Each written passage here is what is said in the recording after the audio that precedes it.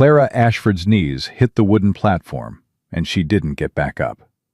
Not because she couldn't, because there was nowhere left to stand. Her own father had dragged her up those auction steps, and now 300 people watched in silence as he wiped his hands clean of her. His only daughter, sold cheaper than the horse tied to the post behind her. But the man in the back of the crowd, the tall one with dust on his boots and grief carved into his face, he wasn't watching Clara fall. He was counting his last silver dollar. Stay until the end and comment what city you're watching from. I want to see how far Clara's story travels. And if this story moves you, subscribe so you don't miss what happens next. The summer of 1879 came to Redwell, Texas, like a punishment. Heat pressed down on the town square so heavy it bent the air itself, turning everything past 50 yards into a shimmer. Folks said it was the hottest July since the territory was settled, and nobody argued. The dirt cracked underfoot. Dogs lay flat in whatever shadow they could find. Even the flies seemed too tired to move. But the people of Redwell had gathered anyway, all 312 of them, packed into the square like Sunday church. Except nobody was praying. They were here for the auction. Clara Ashford stood on the platform with her wrists crossed in front of her, gripping her own hands so hard her knuckles had gone white. She could feel every single pair of eyes. She could feel the sun blistering through the thin cotton of her dress. She could feel her father standing 2 feet to her left, close enough to touch, far enough to pretend they weren't related. "Gentlemen," Virgil Ashford began. His voice carried. It always had. Virgil could sell sand to a desert if you gave him half a whiskey in 5 minutes. He'd been a horse trader, then a card player, then a debtor, then a drunk. Now he was something worse, a father auctioning his daughter in a town square on the hottest day of the year. "Before you stands a woman of 24 years, Virgil announced. "Educated by the Sisters of the Sacred Heart.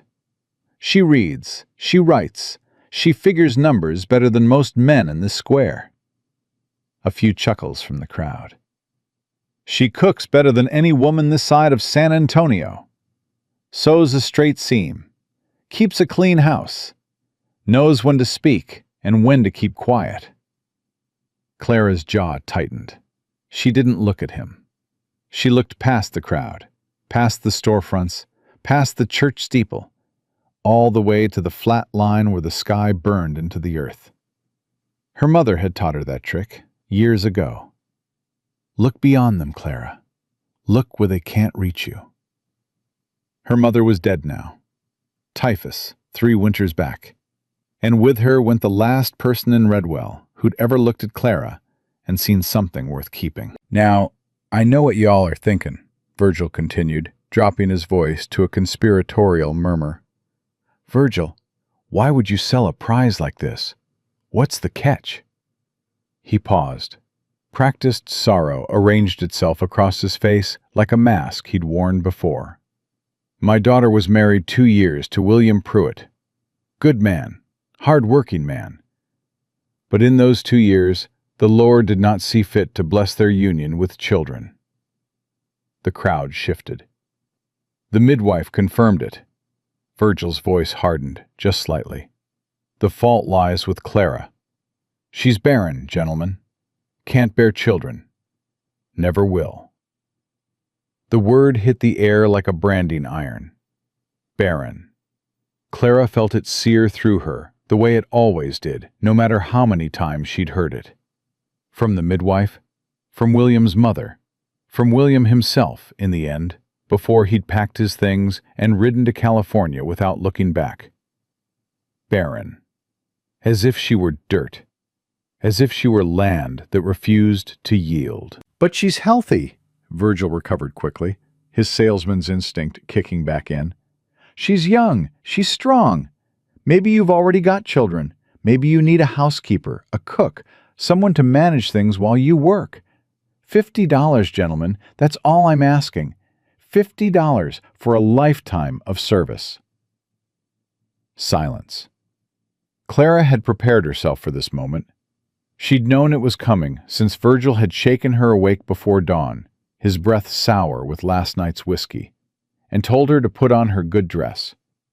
"You're costing me money just breathing, girl. Time someone else paid your keep."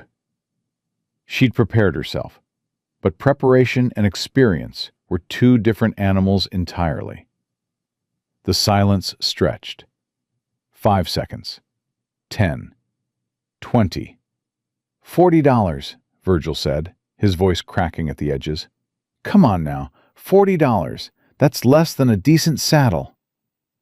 Nothing. 30.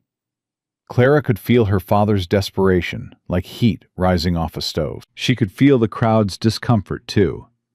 Some folks shifting their weight, others suddenly fascinated by their own boots. Mrs. Harlan clutched her fan and whispered to Mrs. Pike. Old Denton Cooper spat tobacco juice and shook his head. Nobody bid. $20. Virgil's voice had gone thin and raw. $20, gentlemen. That's practically free. Surely one of you— "What's wrong with her legs?" The voice came from the back, rough and low, like a boot dragging across gravel. The crowd parted, heads turning. A man walked forward, tall, well over 6 feet, with shoulders that looked like they'd been built for carrying things. Fence posts, saddles. Grief. His clothes were clean, but mended in half a dozen places. The kind of mending a man does himself, with thick thread and no mirror. A wide-brimmed hat threw shadow across his face, but Clara could see the jaw, hard set, darkened with days of stubble. And the eyes, blue-gray, like a winter sky, like something that had frozen over and never quite thawed. "I said, what's wrong with her legs?" the man repeated. Virgil blinked. "Her legs? Nothing. She's perfectly— Then why is she on her knees?" The square went dead quiet. Clara realized, with a distant shock, that she was still kneeling. She'd gone down when her father first said Baron, and she hadn't gotten back up. Her knees ached against the rough wood. Her dress was soaked through with sweat. And this stranger, this tall man with winter eyes, was staring at her father like he was something scraped off a boot. She stumbled," Virgil stammered. "The heat, you know. It's a hot day and— Get her water." "I beg your pardon?" "I said get her water." The man's voice didn't rise, but it didn't need to. "She's been standing in full sun on a platform meant for cattle, and you haven't given her so much as a sip. Get her water, or I will." Nobody moved for a long second. Then young Emmett, Clara's brother, 17 and standing at the edge of the crowd where she hadn't seen him, broke from the mass of people with a tin cup of water. He didn't go to his father. He went straight to Clara, climbing the platform steps 2 at a time. "Here, sis." His voice was shaking. "Drink." Clara took the cup. Her hands trembled so badly that water slopped over the rim, but she drank. It was warm and tasted like tin, and it was the kindest thing anyone had done for her in months. "Thank you, Emmett," she whispered. "I tried to stop him," Emmett whispered back, his eyes red. "Last night. I told him he couldn't do this. He hit me." Clara looked at her brother, really looked, and saw the bruise darkening his left cheekbone.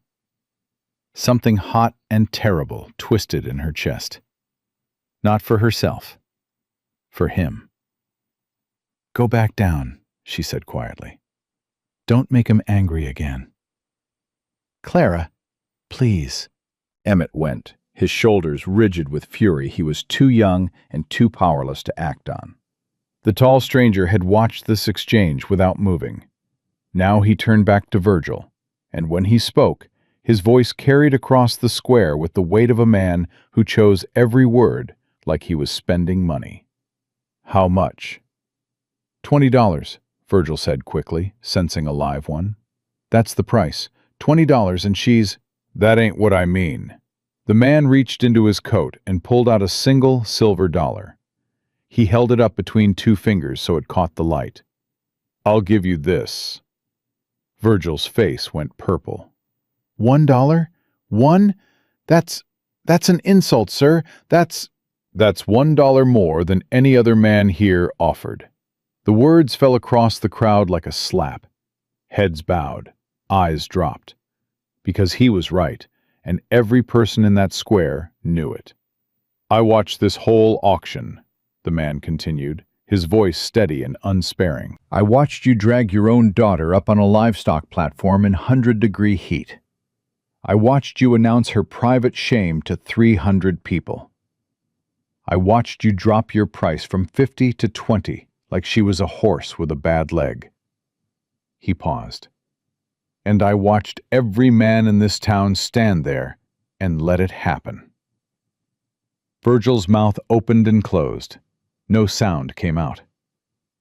"So here's what's going to happen," the stranger said. "I'm going to give you this dollar. You're going to take it, and your daughter is going to come with me. Not as property, not as livestock, but as hired help.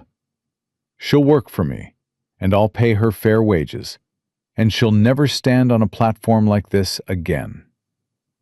"Now see here," Virgil started. "Take the dollar, Virgil."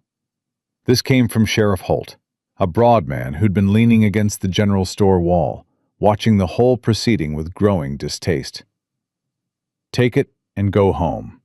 You've shamed yourself enough for one day." Virgil Ashford had never been a man who chose pride over profit.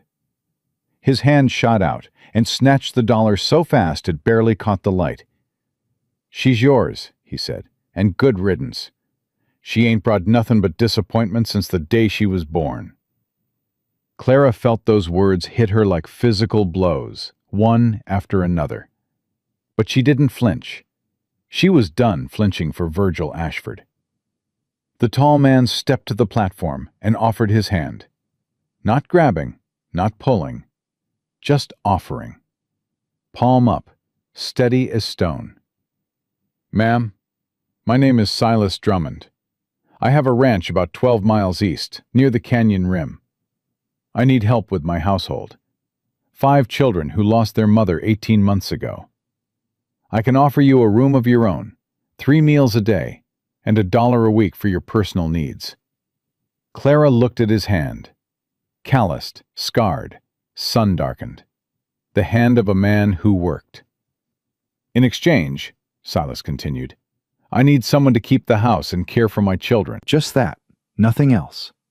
He said those last 2 words with deliberate weight, and Clara understood exactly what he meant. "I accept, Mr. Drummond," she said. Her voice was rough, scraped raw by heat and humiliation. But it held. She took his hand and stood. Her knees screamed, her vision swam from the sun. But she stood. Silas steadied her with a brief grip on her elbow, then released her immediately. "Can you ride?" "I can sit a wagon." "Good enough. Collect your things. We leave. Now." "Now?" Clara blinked. "But the papers." "Samuel Hutchins will draw them up and send them to the ranch. I'm not leaving you in this town 1 minute longer." Clara turned toward the crowd, searching for Emmett. She found him standing apart from their father, his fists clenched, his bruised face tight with emotion. "Emmett." "Go," her brother said, his voice cracking. "Go, Clara. Get out of here. I'll be fine." "You're welcome at my ranch any time, son," Silas said to Emmett. "Any time you need to see your sister, you ride out. You'll be received." Emmett nodded once, hard, and turned away before anyone could see his tears. Clara's belongings fit into a single carpet bag. 2 dresses, undergarments mended beyond recognition, a brush missing half its bristles, her mother's Bible, and a tin locket with a tiny portrait inside. Her mother's face, young and smiling, from a time before Virgil Ashford had drunk away every good thing in their lives. She fastened the locket around her neck. It rested against her heart like a fist. Silas waited by the wagon, hat in his hands, not rushing her. When she emerged from the house, he glanced at the single bag. "That's everything?" "Yes, sir." Something moved across his face. Anger, maybe, or grief on her behalf. But he didn't say a word about it, just held the wagon step steady while she climbed up, then took his place beside her and gathered the reins. They pulled away from Redwell without ceremony. The wagon wheels cut through the cracked dirt. The sun bore down.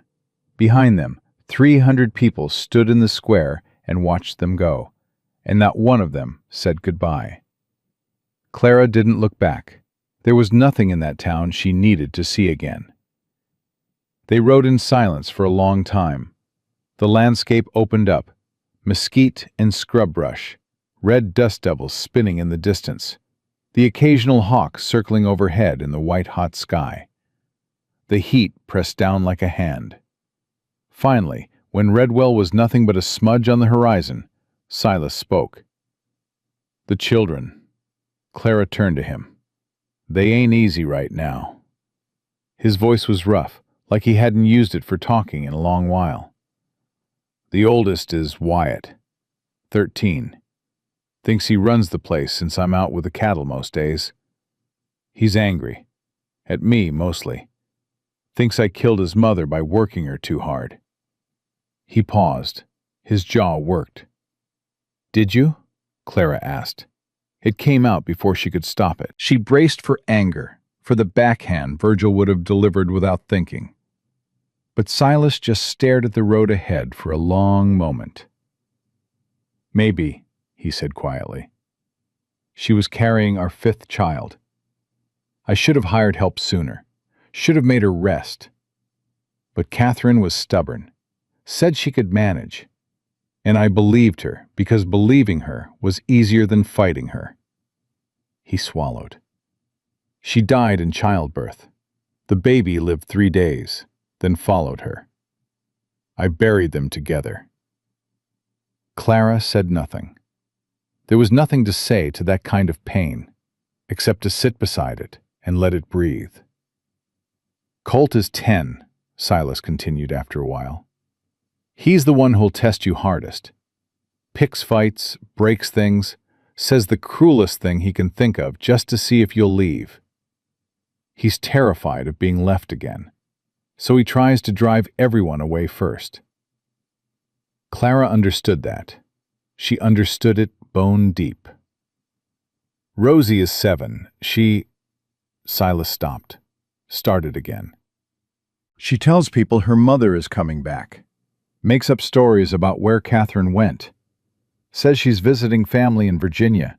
Says she's gone to buy a new dress. Says she'll be home by Christmas. She knows the truth. She just can't hold it. And the twins? Hank and Josie, 4 years old. Hank don't talk much. Follows Rosie everywhere like her shadow. And Josie..." Something softened in Silas's voice, barely perceptible. "Josie's the only one who might take to you right away. She's too young to remember what she lost. She just wants someone to hold her." Clara looked down at her hands, folded in her lap. These were the hands of a woman the world had declared defective, barren, useless, worth less than a saddle. But these were also the hands that had raised Emmett from a baby, that had cooked and cleaned and mended, that had held her mother's hand through the final hours of typhus, and never once let go. "Mr. Drummond." "Silas." "Silas." Clara met his eyes. "I can't promise those children will accept me. I can't promise I'll know the right thing to say or do. I've never been a mother. The world made sure to remind me of that every single day." She paused. "But I can promise I'll show up. Every morning, every night, every hard moment in between. I'll be there, whether they want me or not. Can that be enough? Silas studied her for a long time, those winter eyes weighing something she couldn't see. That's more than enough, he said. That's everything. They rode on. The sun began its slow descent, painting the Texas sky in shades of copper and blood. Somewhere ahead, 5 children waited in a house that had forgotten how to be a home. And on a wagon bench, 2 broken people sat side by side, heading toward something neither of them could name yet. Something that felt, against all reason and evidence, like the beginning of the world. There, Silas said, pointing into the dusk. That's home. Lantern light flickered in the distance, warm and yellow, and Clara Ashford, who'd been sold for $1 and given up for dead, felt her heart do something it hadn't done in years. It hoped. The wagon hadn't fully stopped before the front door slammed open. 5 children spilled onto the porch like a dam breaking. The smallest one, a girl with tangled dark hair and bare feet, launched herself down the steps so fast she nearly tripped. "Pa!" Josie hit Silas at knee level, arms locked around his leg. "You were gone forever." "Just since morning, little one." Silas lifted her with one arm, settling her on his hip like she weighed nothing. His voice had changed. Softer now. Younger, almost. Like the man on the auction platform and the man holding this child were 2 different people. "Who's that?" The oldest boy stood on the top step, arms crossed, jaw set, eyes locked on Clara with the kind of suspicion that had teeth behind it. Wyatt. Had to be. 13 years old and already wearing his father's posture like borrowed armor. "This is Miss Clara Ashford," Silas said, setting Josie down. "She's going to be helping around the house, cooking, cleaning, looking after things while I'm working." "We don't need help." "Wyatt." "I've been managing fine. Ask anybody." "He burned the cornbread again," said a gap-toothed boy from behind Wyatt's shoulder. "And yesterday he put so much salt in the beans I thought I was going to die." "Shut up, Hank." "Boys," Silas's voice carried a warning. "Mind yourselves. Miss Ashford, these are my children.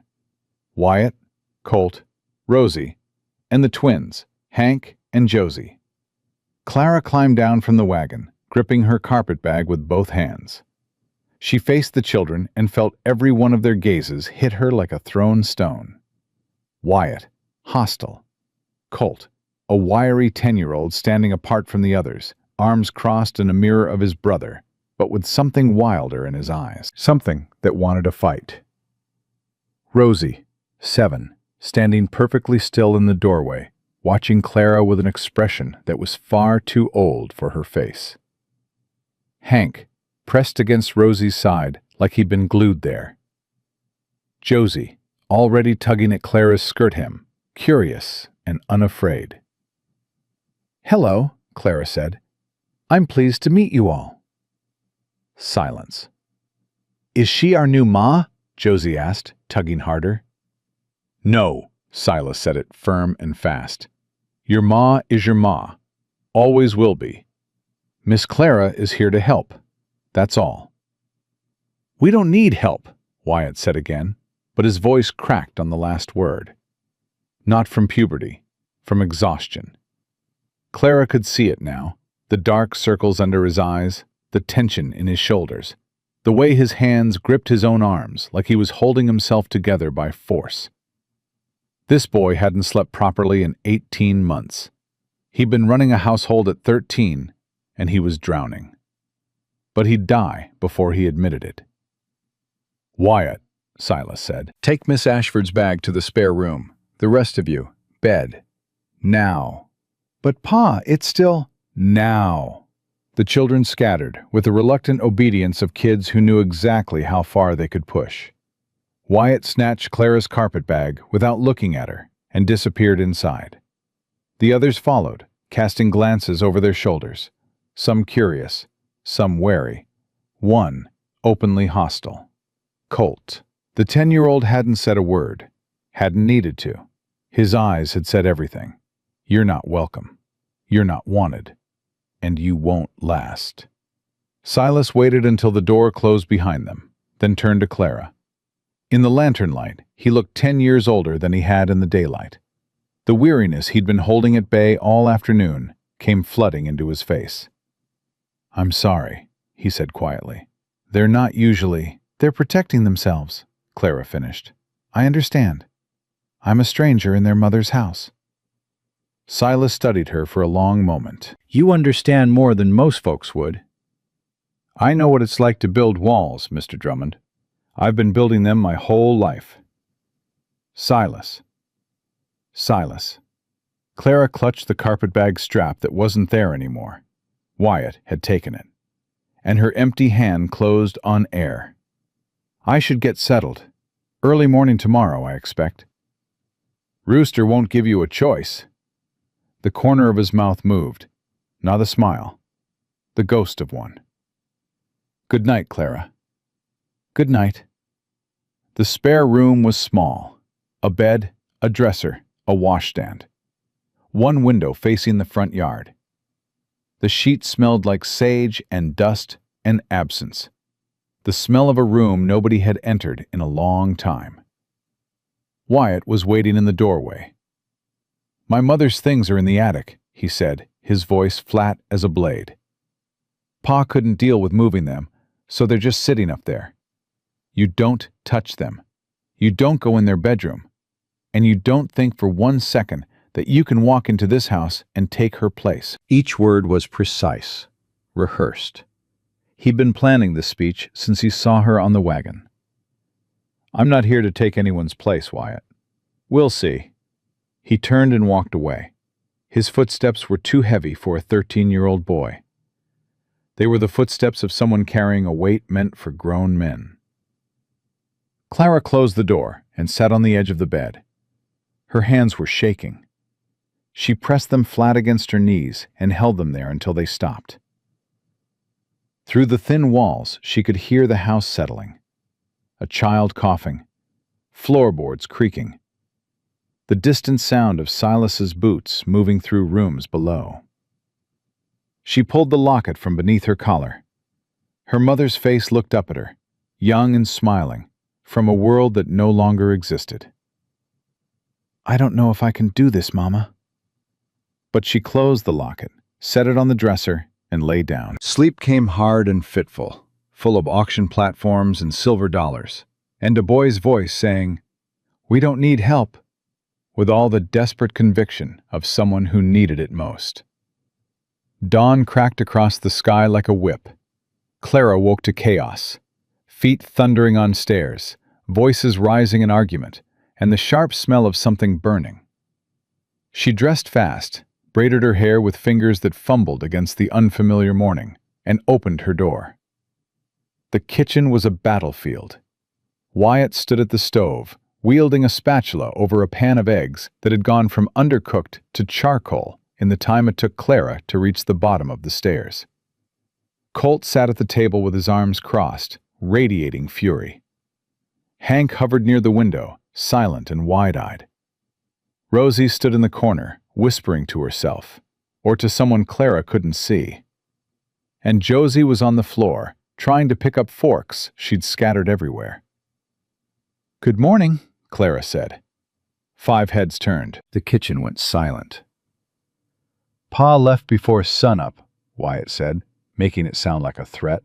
"Said there's eggs in the coop, milk in the cellar, flour in the pantry." "Thank you."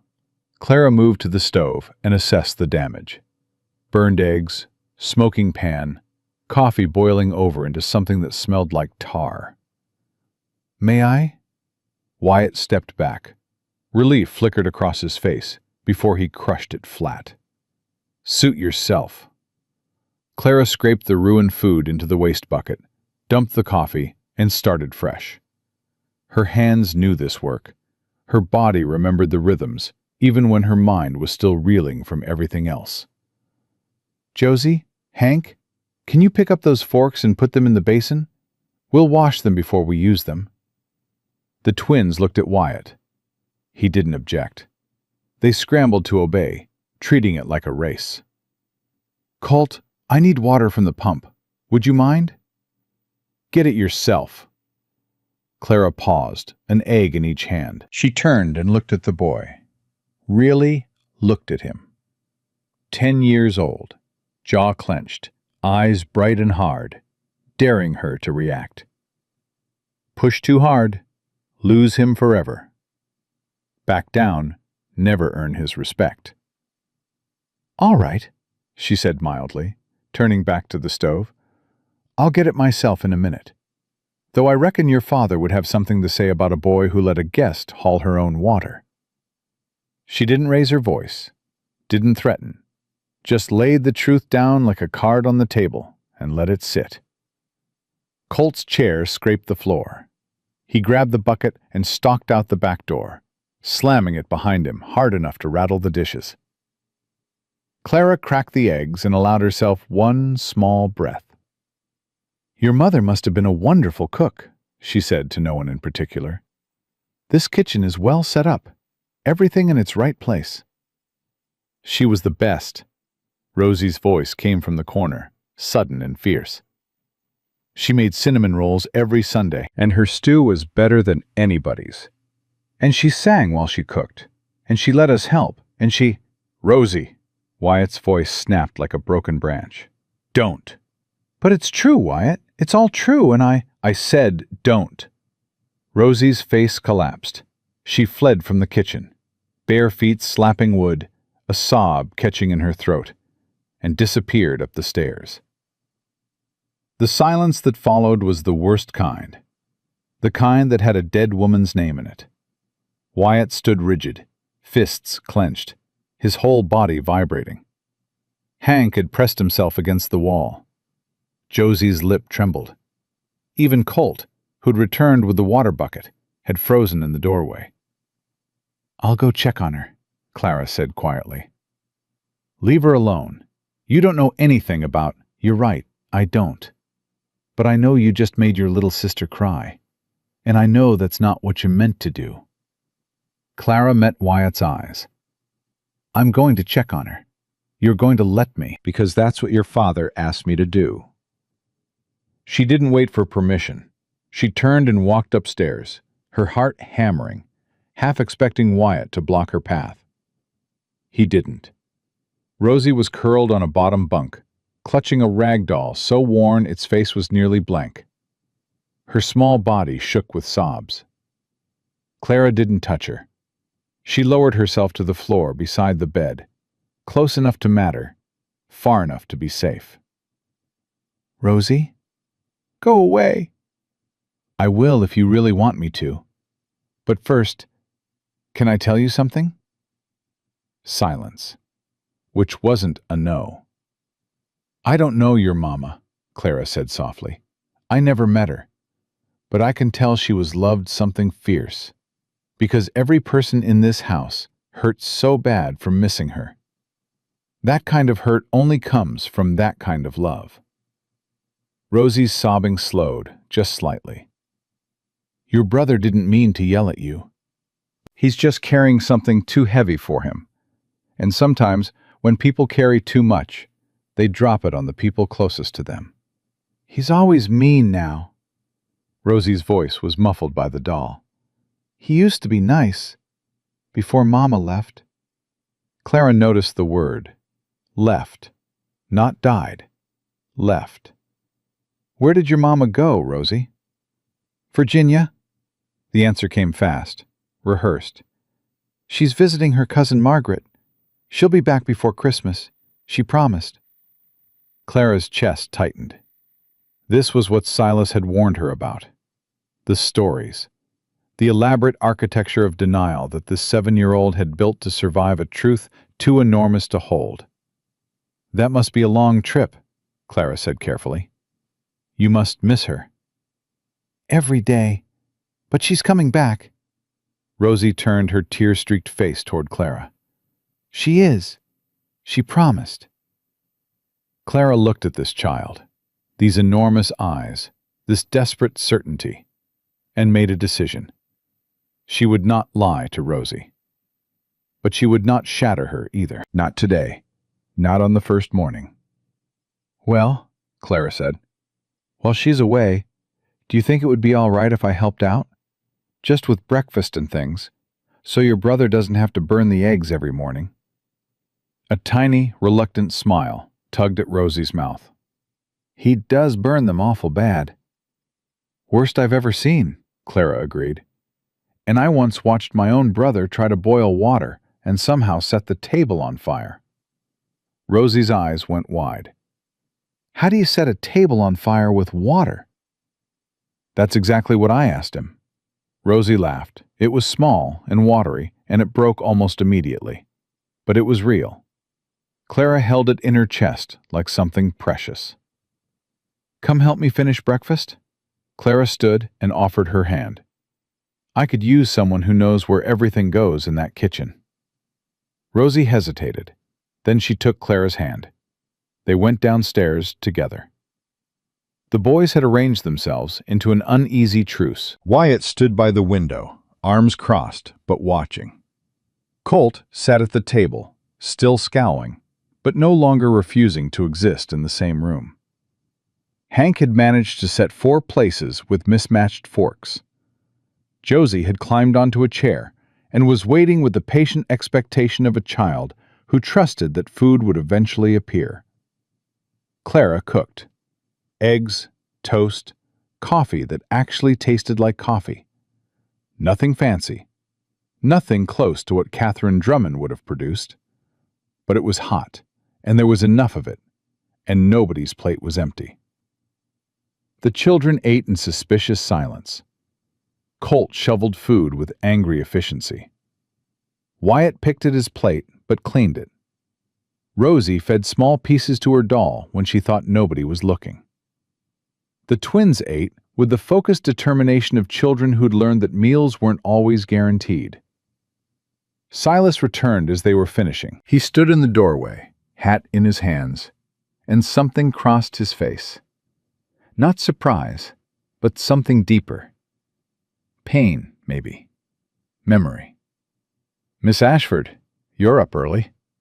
Rooster didn't give me much choice. How did... His eyes moved across his children, reading them the way a man reads weather signs.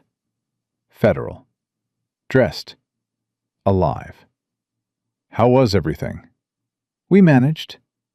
Silas nodded. He looked like he wanted to say more, but the words were somewhere he couldn't reach them. I'll be in the north pasture all day. Fence lines down. James, you're with me. Wyatt, Clara corrected gently. Silas blinked. What? Your oldest. His name is Wyatt. A flush crept up Silas's neck. I know my own son's name. I misspoke. But Clara saw the truth in his eyes. He'd been so deep in his own exhaustion, his own grief-fogged world, that his children's names had briefly jumbled in his mouth. That was how far gone he was. Wyatt, Silas said, more firmly. You're with me. Colt, feed the chickens. Hank, mucking duty. Rosie, Josie, help Miss Ashford with whatever she needs. He put his hat on and turned to leave. Paused. Miss Ashford, 2 long rings on the back porch bell means trouble. Otherwise, I'll see you at supper. We'll be fine. He studied her for one more second, then walked out. Wyatt followed, his shoulders already squared under the weight of the day. Clara washed the dishes. She swept the floors. She scrubbed surfaces that hadn't been properly cleaned in months. And slowly, methodically, she began to learn the shape of Catherine Drummond's life. The handmade curtains, the embroidered dish towels, the recipe box on the top pantry shelf with initials carved into the lid. C.D.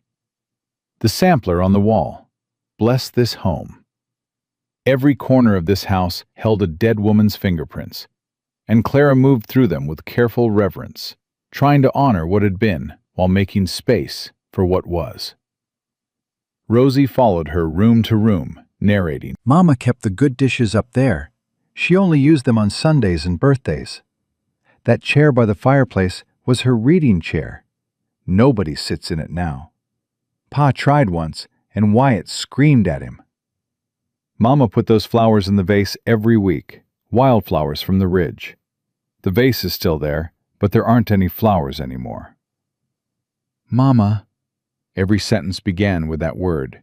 Every sentence was a thread connecting Rosie to a woman who existed now only in memory and in the stubborn refusal of a 7-year-old to let go. Clara listened to all of it. She didn't correct. She didn't redirect. She just listened. And when Rosie finally ran out of stories and stood quietly in the middle of the clean kitchen, Clara knelt down to her level. Your mama built a beautiful home, Rosie. She did. Rosie's voice was small. And now it's broken. It's not broken, sweetheart. It's just waiting. Things that are loved that hard don't break. They just go quiet for a while. Rosie considered this with the gravity of a much older person. Then she reached into her pocket and pulled out a small, smooth stone. White quartz, polished by weather and time. This is for you. I found it by the creek. Mama always said pretty rocks were the earth's way of saying hello. Clara took the stone and closed her fingers around it. Thank you, Rosie. I'll keep it safe. Promise? Promise. Rosie nodded once, satisfied, and ran outside to find her brother. Clara stood alone in the kitchen, holding a white stone in one hand and pressing the other against her chest, where something had cracked open. Something she'd sealed shut the day the midwife first said, "Barren," and the world agreed. She set the stone on the windowsill above the sink, where it caught the light. Then she went back to work. By late afternoon, the house was transformed. Not perfect. 18 months of neglect couldn't be undone in a day, but the bones of Catherine Drummond's careful homemaking were visible again. Clean floors, clear windows, air that smelled of soap and lemon oil instead of dust and sorrow. Clara had found the recipe box and spent an hour reading through Catherine's cards, each one a small window into a life lived with intention. Don't rush the browning. Let it simmer until the meat falls apart. Add love and patience in equal measure. She chose the beef stew because it was the most well-worn card, because the stains on it spoke of years of use, because feeding this family something their mother had made felt like the truest thing she could offer. Rosie helped. Josie helped. Even Hank appeared silently, moving things when Clara needed them moved, his small hands quick and precise. Colt came in once, grabbed an apple from the counter, and left without acknowledging Clara's existence. But he didn't slam the door this time. She counted it. When Silas and Wyatt returned at dusk, the house smelled like home. Silas stopped in the doorway. His face did something complicated, a series of emotions crossing it so fast Clara could barely track them. Pain, recognition, grief, and underneath all of it, something that might have been gratitude. Pa, Wyatt touched his father's arm. You all right? Fine, Silas's voice was hoarse. Just smells like it used to. They ate in near silence. The stew was good, not perfect, not Catherine's. But the children ate with the desperate focus of people who'd been starving for this particular kind of nourishment. Not just food, but the memory of being cared for. Even Colt had 3 helpings, though he kept his eyes on his bowl and his mouth shut. This is like Mama's, Rosie announced. Miss Clara made it from Mama's recipe. I helped. Nobody corrected her. Nobody said, Mama's gone. They just ate, and for a few minutes, the ghost that lived in every room of this house seemed to sit down at the table with them, not haunting, but holding. Present in the food, in the recipe, in the act of a stranger cooking a dead woman's stew for her living children. After dinner, after the dishes, after the children had been sent to bed with varying degrees of resistance, Clara stood at the kitchen basin, washing the last pan. She didn't hear him come in. "Clara." She turned. Silas stood in the doorway, holding something in his hands.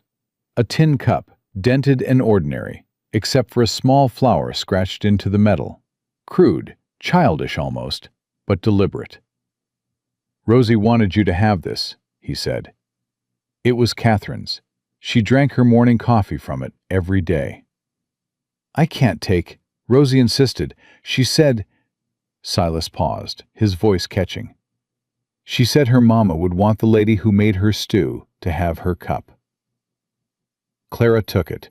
Her hands trembled. She turned the cup over, found the scratched flower, traced it with her thumb. "I did that," Silas said quietly. "Scratched that flower for her on our first anniversary.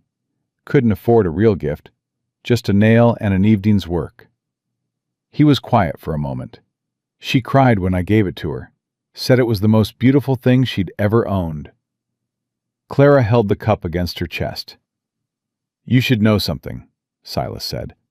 "Rosie hasn't given away any of Catherine's things, not to anyone, not once in 18 months. She guards them like—" He stopped, swallowed. "Like treasure," Clara finished. "Yes."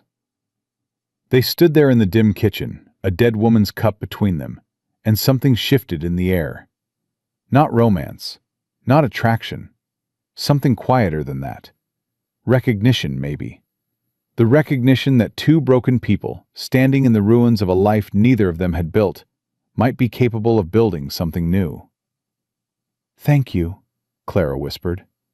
"For today, for bringing me here, for giving me the chance to—" "Don't thank me yet." Silas's voice was rough, but not unkind. "Today was the easy part." He left her there with the cup and the clean kitchen and the sound of 5 children breathing in the rooms above. Clara placed the cup on the windowsill next to Rosie's white stone.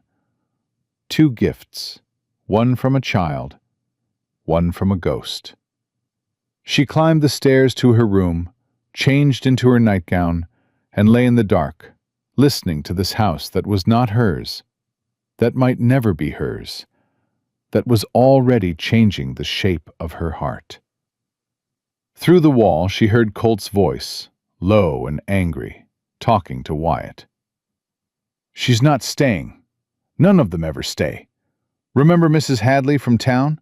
She lasted 4 days. And the pastor's wife lasted 2. She'll be gone by the end of the week." "Maybe," Wyatt said. "Definitely. They always leave." "Then let her leave. Doesn't matter to me." But it did. Clara could hear it in the silence after Wyatt spoke. The silence of a boy who wanted desperately to believe and couldn't afford to. "I'll show you," Clara thought, pressing her mother's locket against her lips. "I'll show all of you. I'm not leaving. Not this time. Not ever." Outside, the Texas night sang with crickets and coyotes, and the vast and different silence of a land that didn't care whether people lived or died or healed or broke. But inside the house, something had shifted. Something small. Something that might, given time and stubbornness and grace, become something worth keeping. Clara closed her eyes. Tomorrow she'd face it all again. The burned breakfasts, the hostile stares, the grief that lived in every room like furniture. Tomorrow Colt would test her. Wyatt would watch her. Rosie would tell her stories about a mother who was coming back from Virginia. But tonight, for the first time and longer than she could remember, Clara Ashford fell asleep without crying. And in the kitchen below, a tin cup with a scratched flower caught the last of the moonlight and held it. 3 weeks. That's how long Clara lasted before the house tried to break her. Not all at once, not in one big collapse. It happened in pieces, the way everything breaks. Slowly, then suddenly, then all the way down. The days had found their rhythm. Clara rose before the rooster, started coffee, cracked eggs, had breakfast on the table by the time Silas came in from his first round of chores. The children filed down in various states of dress and cooperation. Josie always first, climbing into Clara's lap while she cooked, small fingers stealing biscuit dough. Hank next, silent and watchful, setting the table without being asked. Rosie after that, chattering about what her mama would think of this or that, weaving Catherine into every conversation like thread through cloth. Wyatt came last, always. He'd sit, eat whatever was put in front of him, say nothing, and leave. The hostility had dulled into something harder to fight. Indifference. As if Clara were furniture, as if she'd already failed some test he'd never told her about. And Colt. Colt was the blade she kept cutting herself on. The boy had a gift for cruelty that would have impressed a grown man.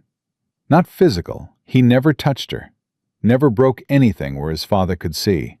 His weapons were words, silences, small acts of sabotage designed to make Clara feel exactly what he wanted her to feel. Worthless. He left dead mice on her windowsill. He poured salt into the sugar jar. He told Josie that Clara would leave by Christmas, that all the women who came to help always left, that loving her was stupid because she'd be gone soon enough. Josie cried for an hour after that one. Clara held her and said nothing about Colt, just rocked the little girl and whispered that she wasn't going anywhere, not ever, not for any reason. But that night, alone in her room, Clara pressed her face into the pillow and screamed without sound. She'd been prepared for difficulty. She hadn't been prepared for a 10-year-old boy to reach inside her chest and find the exact spot where the word barren had left a wound and press on it every single day. On the morning of the 22nd day, Rosie didn't come down for breakfast. Clara noticed immediately. Rosie was always third to the table, always talking, always present. Her absence left a gap in the morning that felt wrong. "Rosie's still in bed," Hank said. It was only the fourth sentence he'd spoken to Clara since she'd arrived, and all four had been about his sister.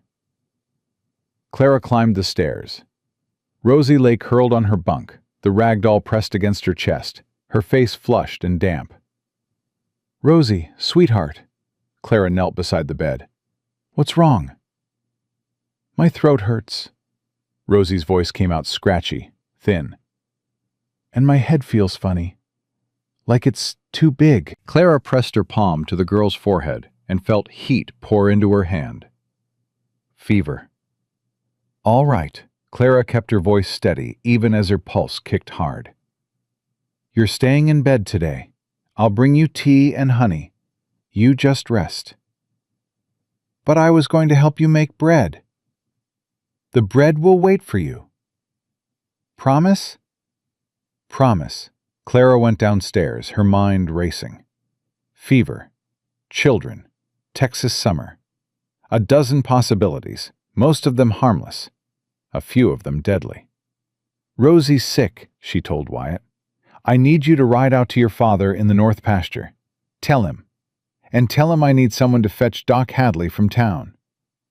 Wyatt's face went white. Not pale. White. The color left him so fast, Clara thought he might faint. Is it like when Ma—" "No."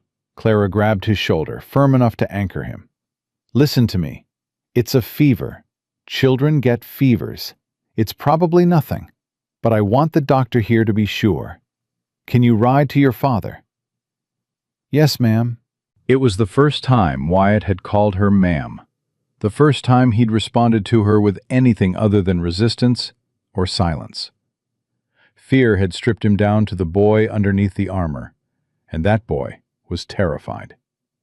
"Go now. Ride fast, but ride safe. Your sister needs you in one piece." Wyatt ran. Clara turned to Colt. The boy stood in the kitchen doorway, his face locked in its usual scowl. But something was different. His hands were shaking. "Colt, I need you to ride to town for the doctor." "Why should I do what you say?" "Because your sister is burning up in that bed, and I can't leave her to go myself." Clara didn't soften it, didn't cushion it. She gave him the truth like a brick and let him hold it. "I know you hate me, Colt. I know you want me gone.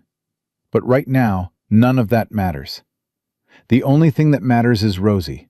So please, ride to town and bring back Doc Hadley." Colt stared at her. His jaw worked. His eyes were bright and wet and furious. Not at her, she realized, but at the fear that was tearing through him. "If she dies," his voice cracked, "if she dies like Ma—" "She's not going to die. But I need the doctor, and I need him now." Colt bolted for the barn. Clara went back upstairs. Rosie had worsened in the 15 minutes she'd been gone. The mild fever had climbed into something aggressive, turning the little girl's skin hot and dry, her eyes glassy and unfocused. "Hank," Clara's voice cut through the house, "I need every clean cloth you can find. Josie, bring me water from the pump, as much as you can carry." The twins moved without argument, no hesitation, no questions. They were 4 years old, and they understood that something was very wrong. Clara worked. Cool cloths on Rosie's forehead, her neck, her wrists. Water dripped between cracked lips. Low, steady words, spoken more for herself than for the child who was drifting further from consciousness with every passing minute. "Stay with me, Rosie. Stay right here." "Mama?" Rosie's eyes fluttered open, unfocused. "Mama, is that you?"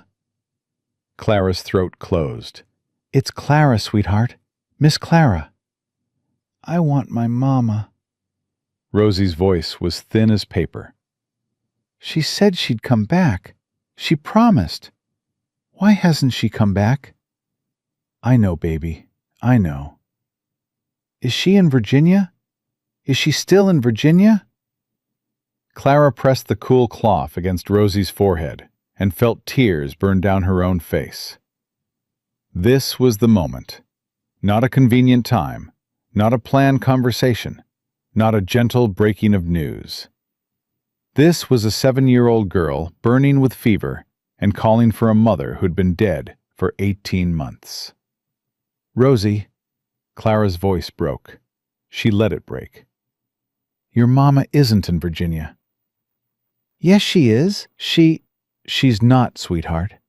Your mama got very sick, just like you are right now." And she fought as hard as she could. But sometimes, even when you fight your hardest, you can't win. "And your mama?" "Your mama went to be with God." Rosie's face crumpled, not slowly, all at once, like a wall collapsing. "No." "I'm so sorry, baby." "No, no, no. She promised. She promised she'd come back. She promised me." I know she did. And if she could have kept that promise, she would have. Because she loved you more than anything in this world." Rosie screamed. Not a word, not a cry. A scream that came from somewhere so deep inside this child that it didn't sound human. It was the sound of a dam breaking.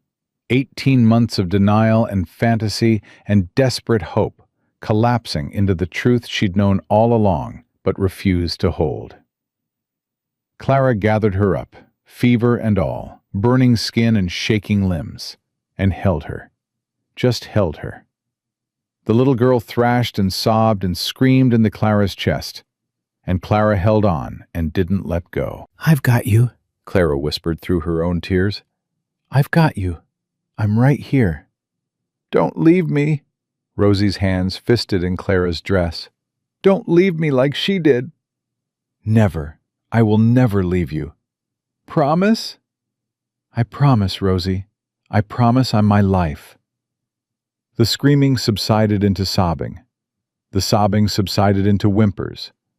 The whimpers subsided into the labored breathing of a sick child who'd finally let the truth in. Clara held her through all of it. Silas arrived first, bursting through the door with the controlled panic of a man who'd already survived his worst nightmare once and knew exactly what it looked like coming back. "Where is she?" "Upstairs. Fever's climbing. She's been in and out." Silas took the stairs 3 at a time. Clara heard him drop to his knees beside the bed, heard his voice, that rough, steady voice, crack wide open. "Rosie. Rosie girl. Pa's here." "Pa," A whisper. Miss Clara told me the truth about Mama." Silence. Then Silas's voice, barely audible. "What truth?" "That she's not coming back. That she died. That Virginia was just a story I made up so it wouldn't hurt so bad." Clara stood in the hallway, listening, her hand pressed over her mouth. She'd done this. She'd broken through Rosie's fantasy while the child was burning with fever, vulnerable and scared and too weak to maintain her walls. Had she been right? Had she been cruel? She didn't know. She didn't know anything except that a little girl was finally grieving her mother, and the timing was terrible, and the truth was overdue. Silas found her in the hallway 20 minutes later. His face was ravaged. "She told me what you said." "Silas, Thank you." Clara stared at him. "What?" "I should have told her the truth months ago. I couldn't. Every time I tried, she'd start talking about Virginia and I'd let it go." Because hearing her talk about Catherine coming back was easier than watching her face when she realized Catherine wasn't. His voice splintered. "You did what I couldn't do. You told her the truth, and you held her while it hurt. That's—" He stopped, pressed the heel of his hand against his eyes. "That's what a mother does." Before Clara could respond, Colt's voice rang from downstairs. "Doc's here!" Doc Hadley was a lean, weathered man who moved through the sick room with the efficiency of someone who'd fought death more times than he'd lost. He examined Rosie, checked her breathing, her pulse, her eyes. "Scarlet fever," he said. "The rash'll confirm it in a day or two, but I've seen enough to know." Silas grabbed the doorframe. "Is she?" "She's strong, and whoever's been keeping her cool and getting fluids in her has done exactly right." Doc Hadley looked at Clara. "That was you?" "Yes, sir." "Keep doing what you're doing. Cool cloths, water, rest. This fever needs to break on its own, but you can help it along." He pulled a vial from his bag. "Willow bark extract. 2 drops in water every 4 hours. And keep everyone else out of this room. Scarlet fever spreads fast." "I'll stay with her," Clara said. "You understand what that means? Could be days. You don't leave this room. You don't sleep in a proper bed. You barely eat." "I understand." Doc Hadley studied her, then nodded once. "I'll be back tomorrow. Send for me if the fever spikes past what the cloths can manage." After the doctor left, Clara set up her station beside Rosie's bed. Water, cloths, the willow bark extract, a cup for drinking. Everything within arm's reach. Everything arranged for a battle she intended to win. "Clara." Silas stood in the doorway. His face was gray. "I can't lose her. Not her too." "You won't." "You can't know that." "No, but I can fight like I know it, and I will." Silas looked at her, really looked, and whatever he saw made him nod once, turn, and walk away.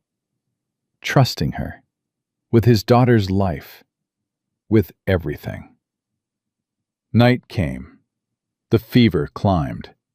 Rosie thrashed and moaned, her small body convulsing with heat.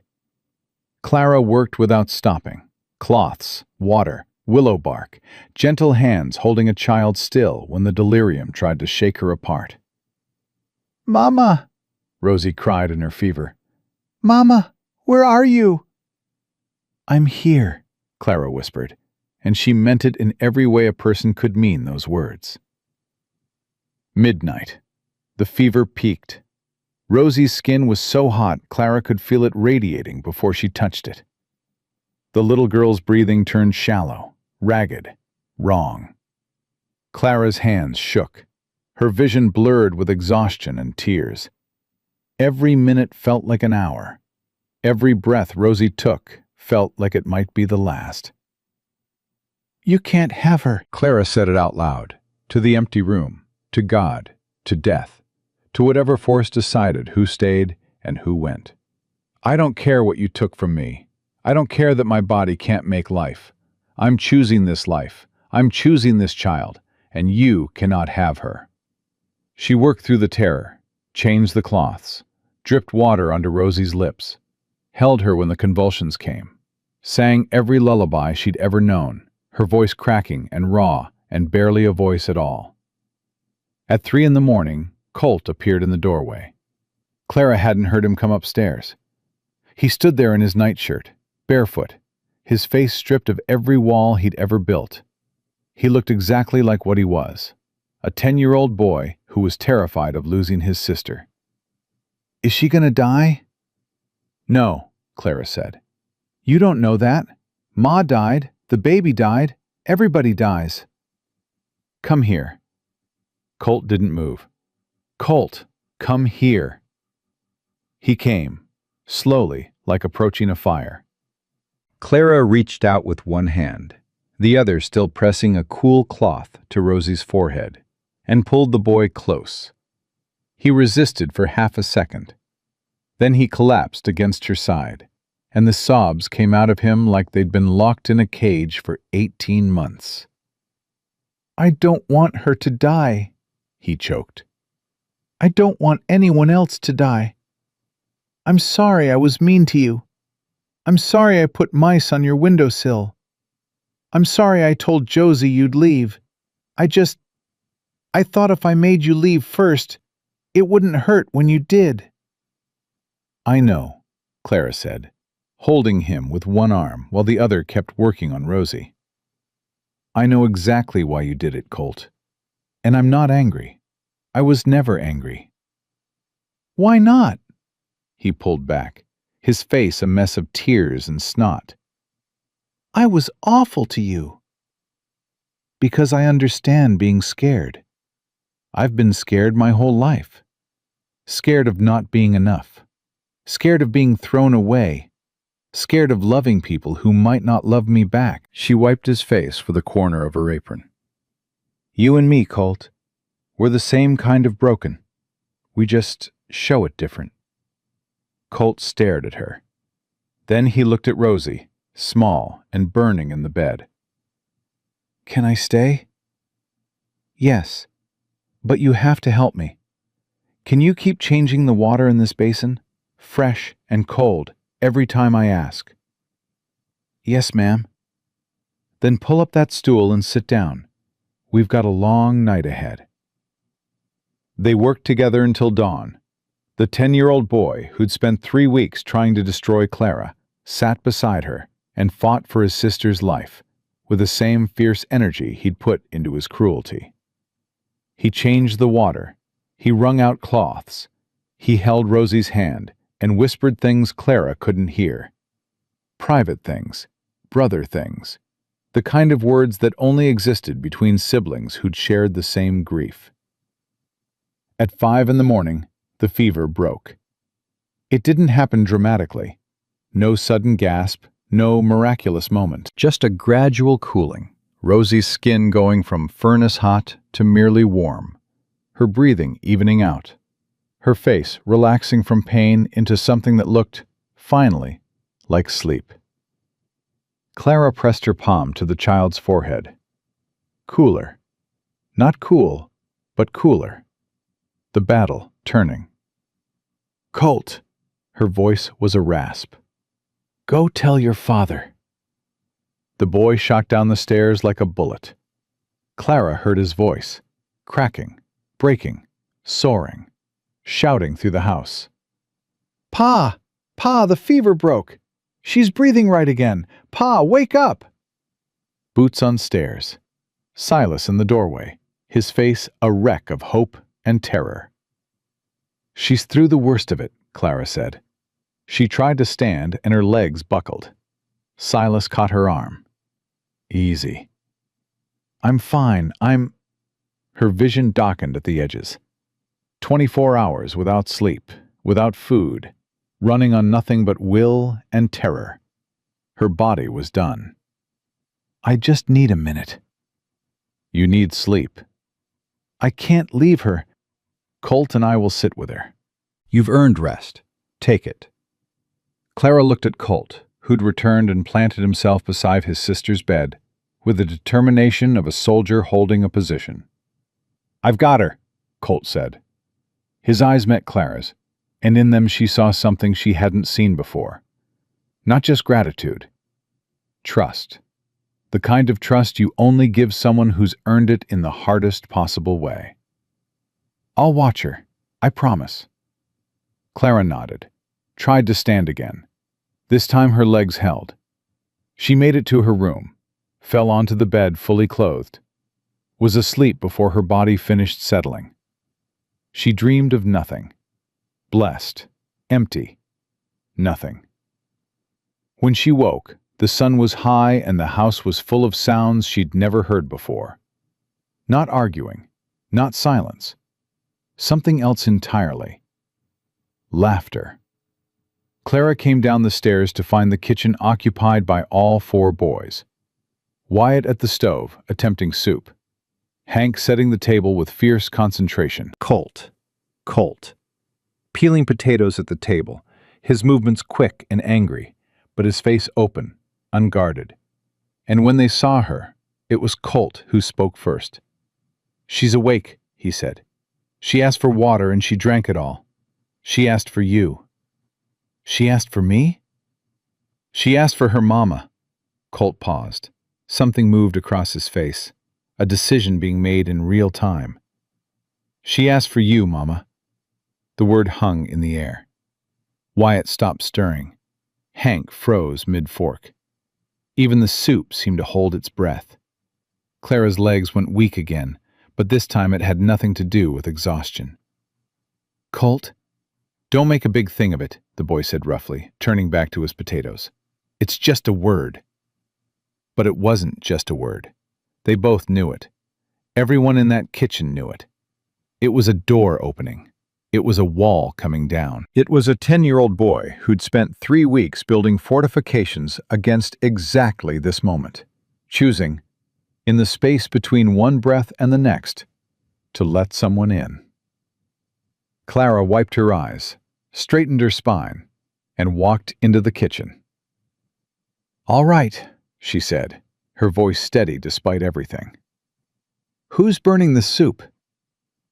Wyatt yelped and spun back to the stove. And in the room upstairs, Rosie Drummond slept peacefully for the first time in 18 months, dreaming not of Virginia, not of a mother who was coming back, but of a woman who was already there, who'd fought through the darkest night of her life and come out the other side still holding on. Rosie took 8 days to recover fully. 8 days of broth and tea and willow bark extract.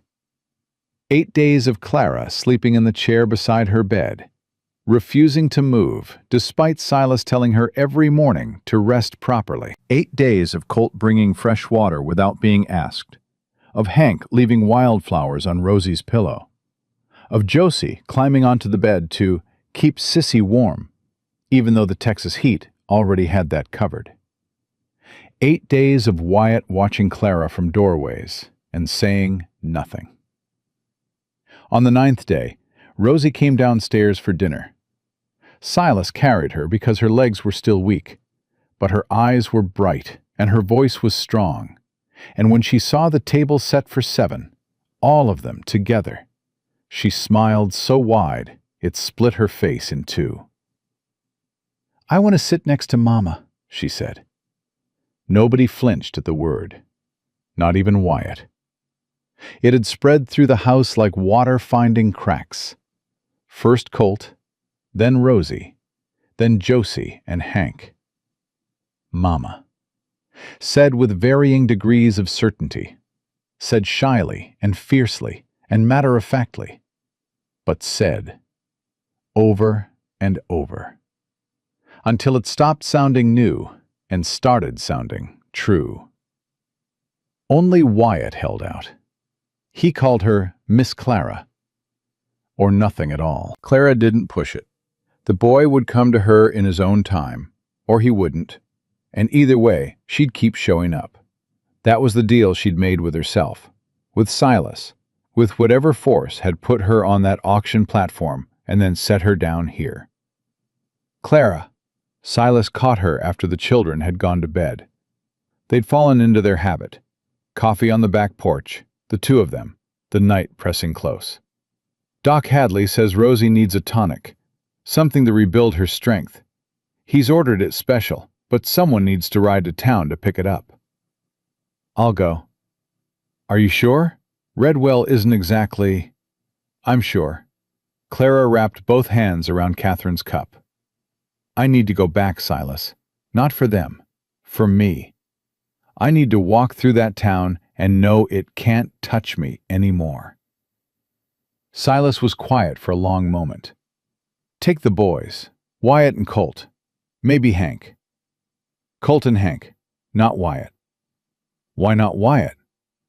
Because Wyatt doesn't trust me yet. If something happens in town, if someone says something ugly, he might not know whose side to take. I won't put him in that position. Silas studied her face in the lamplight. You think about my children more carefully than I do. That's not true. It is, and I'm grateful for it. He paused. Something shifted behind his eyes. The same look he'd been carrying for weeks. The thing he kept almost saying and then swallowing back. Clara, when you get back, I need to talk to you about something. You keep saying that. I know. I keep losing my nerve. Silas Drummond, losing his nerve. Clara almost smiled. Must be serious. It is. She waited, but he shook his head. When you get back, I want to do it right. They left the conversation there, unfinished, hanging in the warm night air like something waiting to ripen. Morning came. Clara dressed in Catherine's blue cotton, the good dress, the one she'd carefully altered to fit her own frame. She braided her hair tight, pinned it up, and fastened her mother's locket beneath her collar where it pressed against her heart. Armor. All of it. Invisible, but real. Colt climbed onto the wagon bench beside her, his face set in a look that Clara recognized. It was the same expression Silas wore when he expected trouble and intended to meet it head-on. You don't have to fight anybody today, Clara told him. I'm not planning to fight. Your face says otherwise. My face is just my face. But the corner of his mouth twitched, and Clara counted it. Hank sat in the back, quiet as always, his legs dangling off the tailgate. He'd brought a slingshot. Clara chose not to ask why. They reached Redwell by mid-morning. The town looked smaller than Clara remembered, meaner somehow, like it had shrunk while she'd been gone, or maybe she'd grown. Both, probably. She pulled up in front of Henderson's general store and set the brake. Her hands were steady. Her stomach was not. Stay close, she told the boys. We get what we need, and we go home. The bell above the door chimed. Mrs. Henderson looked up from her counter, and her face went through several expressions in quick succession. Surprise, discomfort, something that might have been shame. Mrs. Drummond, Colt said before Clara could speak. His voice carried a 10-year-old's attempt at authority, and it landed harder than he probably intended. This is our mother. We need flour, sugar, salt, and whatever else is on this list." He slapped the paper on the counter. Clara bit the inside of her cheek to keep from smiling. "Of course." Mrs. Henderson took the list with fumbling hands. "I'll get these pulled together right away. It'll just be a moment." She disappeared into the back room. Clara could feel it, the shift in the air, the whispers starting up outside, the invisible telegraph of small-town gossip carrying the news that the barren woman was back. "Mama." Hank's voice, rare as rain. "Someone's looking at us through the window." Clara didn't turn. "Let them look." "It's an old lady. She looks mean." Clara's stomach dropped. She knew. Even before the bell chimed, even before the rustle of black silk and the click of hard-heeled boots on the wooden floor, she knew. Edna Hargrove. William Pruitt's mother. The woman who'd spent 2 years telling Clara she was defective. Who'd whispered to anyone who'd listen that Clara's barrenness was God's punishment. Who'd driven her own son to abandon his wife and flee to California rather than live with the shame. "Margaret," Edna addressed Mrs. Henderson without looking at Clara. "I need black thread and—" She stopped.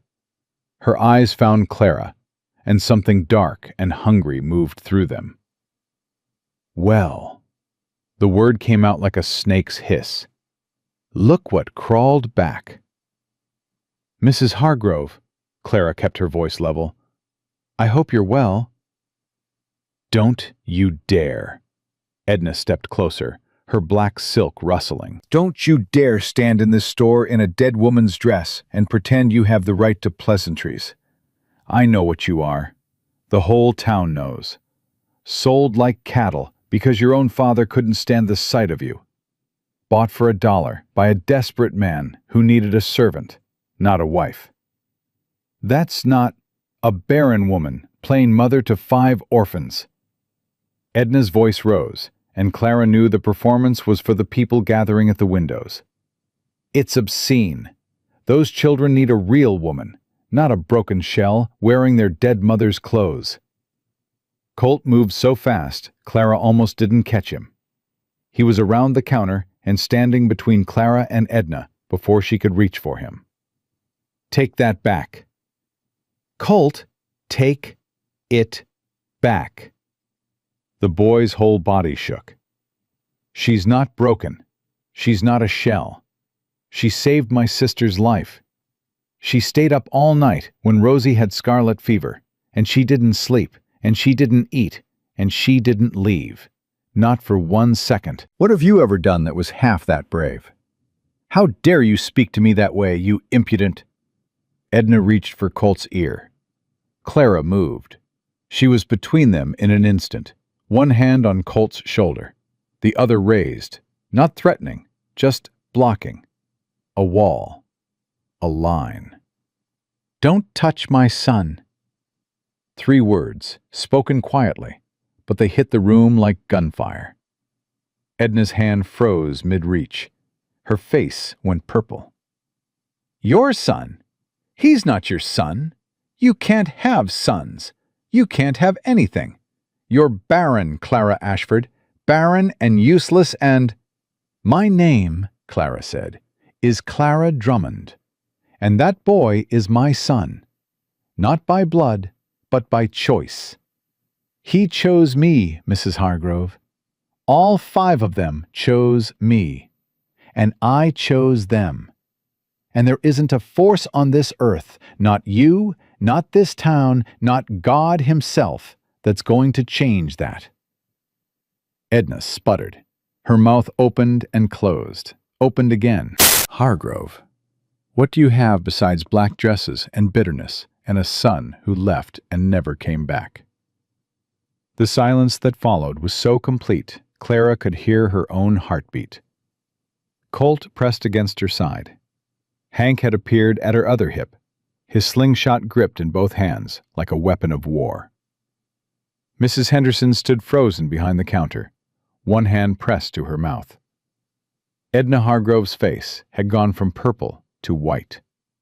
Her lips trembled, and for one terrible moment, Clara saw past the cruelty, past the armor of judgment and contempt, and saw what was underneath.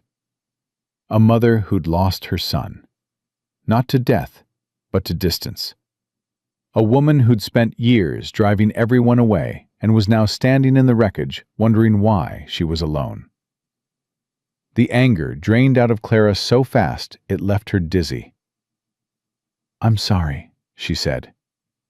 Edna blinked. "What?" "I'm sorry you lost William. I'm sorry he left. I know that hurt you, even if you'd never admit it." Don't you dare pity me. It's not pity, Mrs. Hargrove. It's understanding. I know what it's like to lose someone and not know how to carry it. I watched 5 children learn that the hard way. I learned it myself. Clara took a breath. We don't have to be enemies. We never did. We're just 2 women who got hurt and aimed our pain in the wrong direction. Edna stared at her. Something fractured behind her eyes. A crack in the armor she'd worn for so long it had become indistinguishable from skin.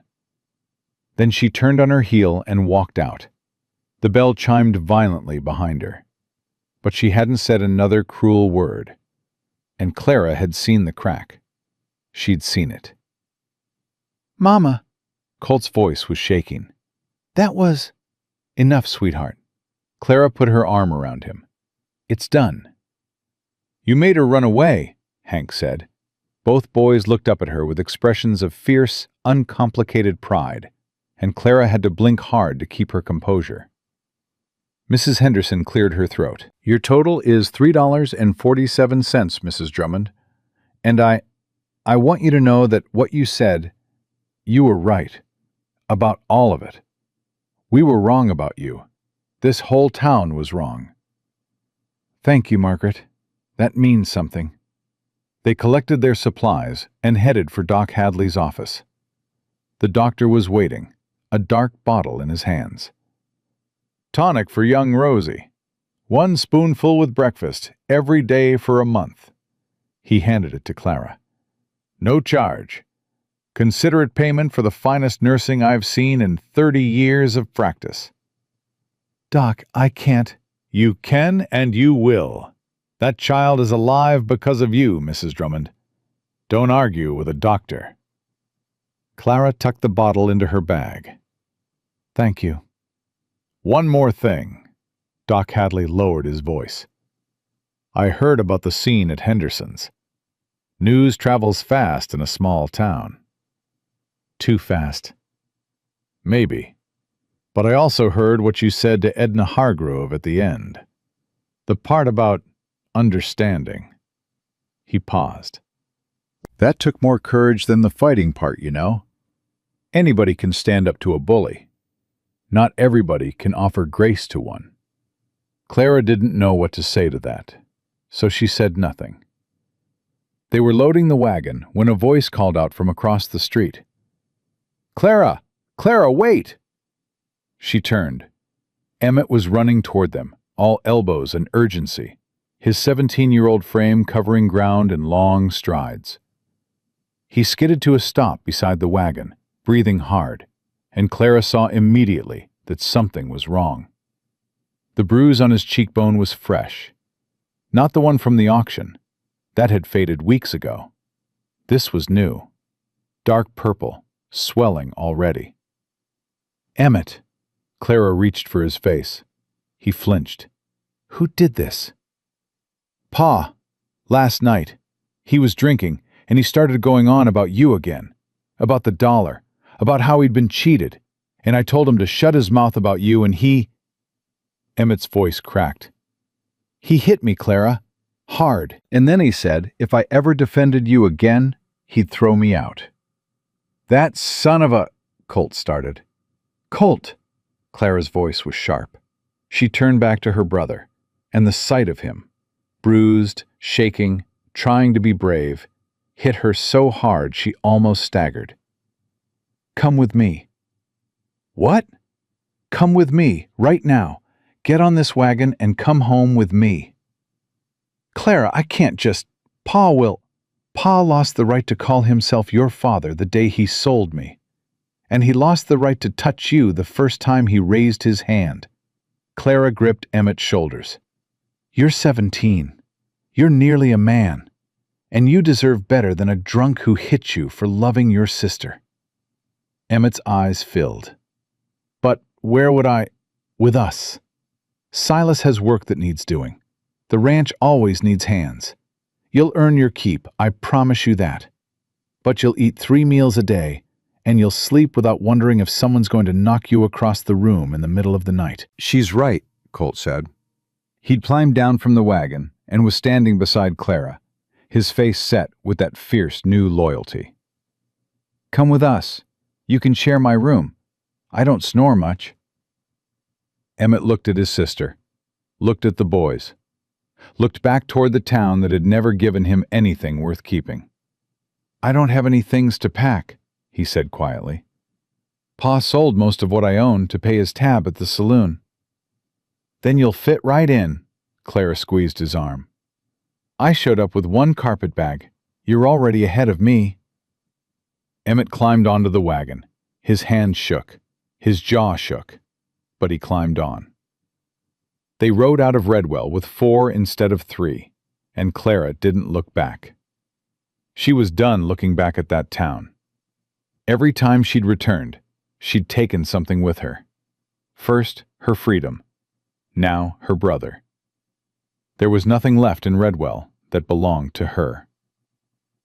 Silas was waiting on the porch when they pulled up. His eyes went to Emmett immediately, then to the bruise, and his expression hardened into something cold and dangerous. Who? Our father, Clara said. For defending her, Colt added. His pa hit him for defending Mama. Silas was quiet for a long moment. Then he walked to the wagon and offered Emmett his hand. Son, you're welcome here as long as you need. There's work, there's food, and there's a roof. Nobody under this roof raises a hand to anyone. That's the first rule and the last rule. Understood?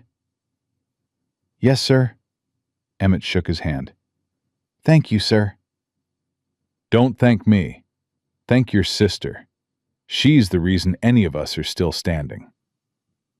The children swarmed out to investigate the new arrival.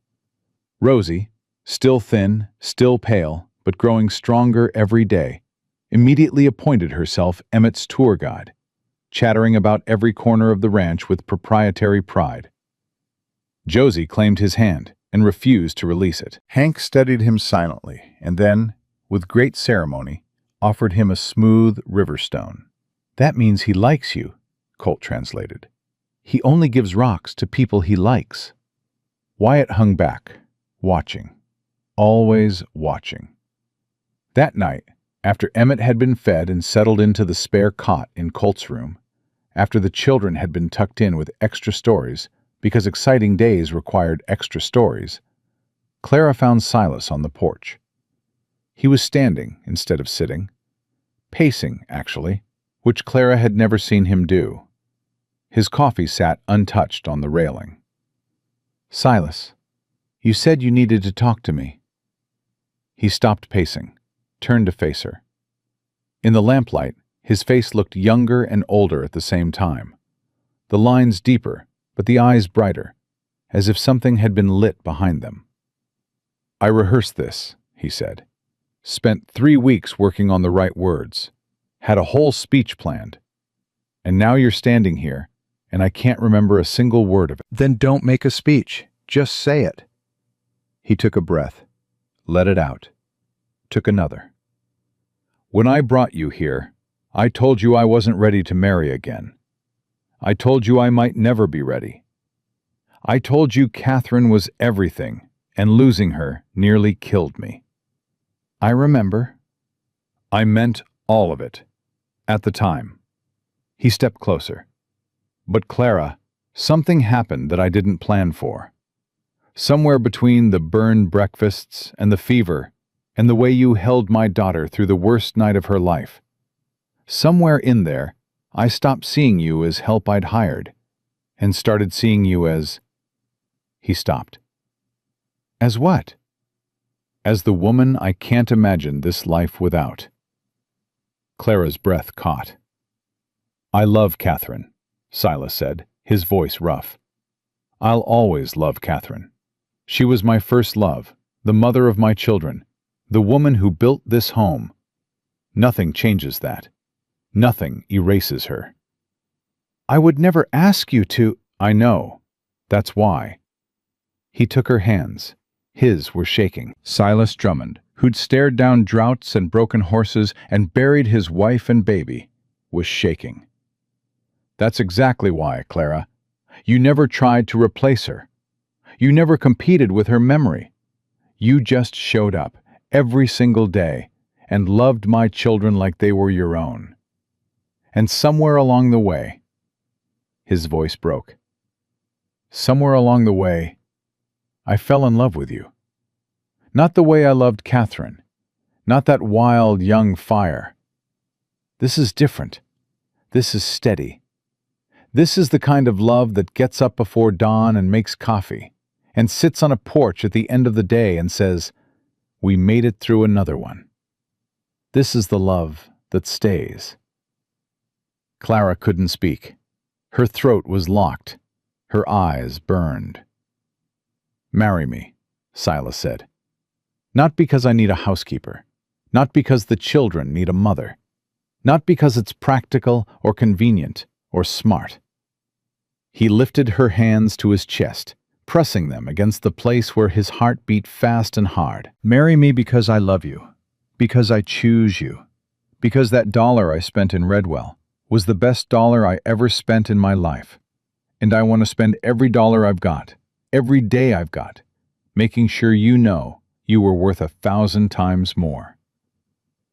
Clara looked at this man, this tall, broken, beautiful man, with winter sky eyes and a heart big enough to hold two great loves, and felt every wall she'd ever built come down at once. "Yes," she whispered. "Yeah?" "Yes, Silas. Yes." He kissed her, gentle and certain, and tasting of coffee and dust, and the kind of promise that people make when they mean it down to the bone. When they broke apart, Clara pressed her forehead against his chest and laughed, actually laughed, because somewhere behind them, in the upstairs window, she could hear Colt's voice carrying through the glass. "She said yes! Rosie, she said yes! I told you she'd say yes!" And Rosie's voice back. "Is Pa gonna cry? He looks like he's gonna cry." And Wyatt's voice, quiet but clear. "Let him cry. He's happy. People cry when they're happy." Clara pulled back and looked at Silas, whose eyes were indeed wet. "Your children are watching." "Our children," he corrected. And standing there on the porch, with 5 faces pressed against the glass behind them, and one brother asleep in a borrowed bed inside, and the Texas night stretching out in every direction like a promise, Clara Drummond, no longer Ashford, no longer Pruitt, no longer the barren woman from Redwell, felt something she'd given up hoping for a long time ago. She felt whole. The wedding happened 3 days later, not in a church, not with a preacher brought from San Antonio, or a fancy dress ordered from a catalog. It happened on the front porch of the Drummond Ranch, at sunset, with 5 children and 1 brother standing in a half circle, and Doc Hadley serving as witness, because he'd been riding out to check on Rosie anyway, and Silas had said, "Stay, "We're getting married." and the old doctor had said, "About damn time." Samuel Hutchkins drew up the papers. He'd ridden out from Redwell with them already half completed, as if he'd known this was coming before anyone had told him. "I've been a lawyer in this territory for 22 years, he said, spreading the documents on the porch railing, "and I've never seen a marriage that made more sense than this one." Clara wore Catherine's blue dress. She'd asked the children first, all 5 of them, sitting around the kitchen table, her voice careful and steady. "Your mama made this dress. It's hers. If any of you feel uncomfortable with me wearing it today, I won't. I'll wear my old calico, and it'll be just fine." Rosie answered first. "Mama would want you to wear it. She'd say a good dress should be worn for happy things, not just kept in a trunk getting sad." Colt shrugged. "It's a dress. It looks good on you. Wear it." Hank nodded. Josie said, "You look pretty, Mama." Everyone looked at Wyatt. The 13-year-old sat at the end of the table, his jaw working. He'd been quiet since the proposal. Not hostile, not cold, just quiet in a way that Clara couldn't read. "Wyatt," Silas said gently, "you don't have to. It's fine." Wyatt's voice was flat. "Wear the dress." He pushed back from the table and walked out. The back door closed, not slammed, not gentle, just closed. A nothing sound that somehow said everything. Clara looked at Silas. "Give him time." "I've been giving him time for 18 months. "Give him more." The ceremony itself was simple. Doc Hadley read from a Bible he kept in his medical bag, the pages worn soft and stained with things Clara didn't want to identify. Silas stood straight-backed, hat off, his silver-threaded hair catching the last of the sunlight. Clara held wildflowers that Rosie and Josie had gathered that morning, blue bonnets, an Indian paintbrush, and something yellow that nobody could name but everybody agreed was pretty. "Do you, Silas James Drummond, take this woman?" "I do." Doc Hadley blinked. "I haven't finished the question." "Don't need to. I do." Laughter from the children. Even Emmett grinned, his bruised face splitting into the first real smile Clara had seen from him since she'd brought him home. "Do you, Clara May Ashford, take this man to be your lawfully wedded husband, to have and to hold?" "I do." "Well," Doc Hadley closed the Bible, "I suppose that's that. By the authority vested in me by the territory of Texas and my own good judgment, I pronounce you husband and wife. Kiss her before these children die of anticipation." Silas kissed her, gentle and firm and tasting like coffee and dust and forever. The children erupted. Josie screamed. Hank clapped. Rosie burst into tears. Happy tears. The good kind. The kind that washed things clean instead of wearing them away. Colt punched Emmett's arm and said, "We've got a real family now." And Emmett punched him back and said, "You always did, idiot." Clara held each child in turn. Josie first, then Hank, then Rosie, who clung to her like she'd never let go. Colt submitted to a hug with the theatrical reluctance of a boy who secretly wanted one more than anything. Emmett held his sister tight and whispered, "Ma would be so happy for you, Clara.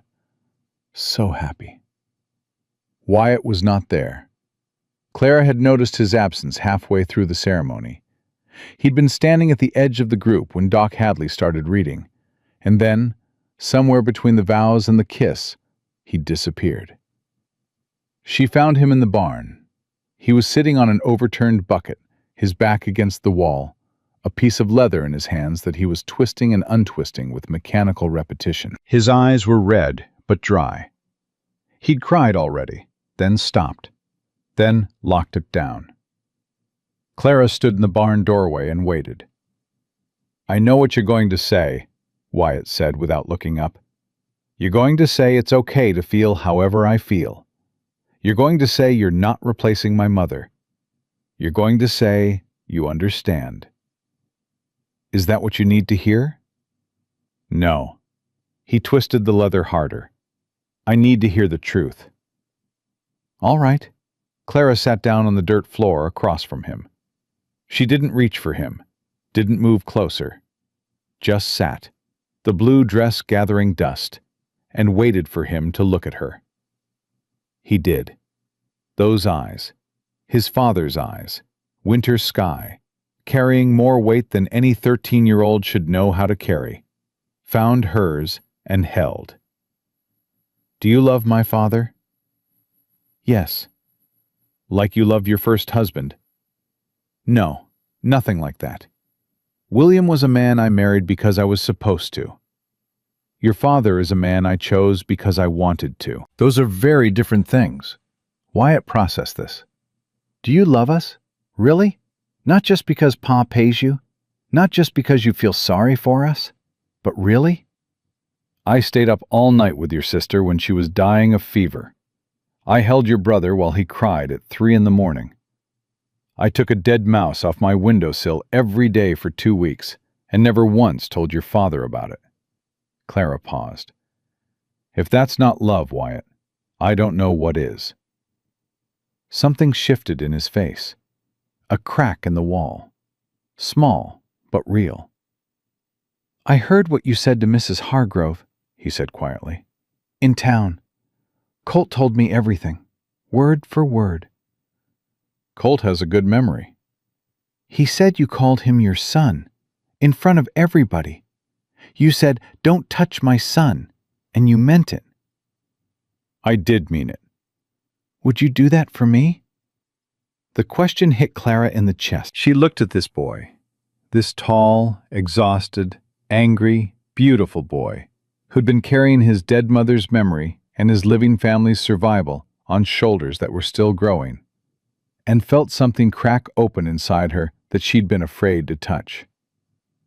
Wyatt, if anyone in this world tried to hurt you, your father, Edna Hargrove, God himself, I would stand between them and you.